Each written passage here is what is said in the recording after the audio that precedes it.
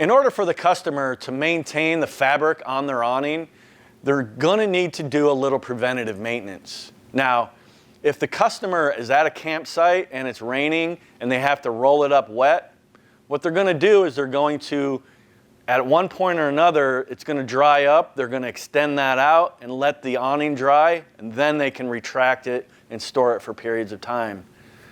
But if they do actually get some mold and mildew on the awning itself, what they can do is they can mix together 5 gallons of water and a 1/4 cup of soap, dish soap, mix that together and liberally put that on the awning, and then they're gonna roll the awning up backwards and wait 5 minutes.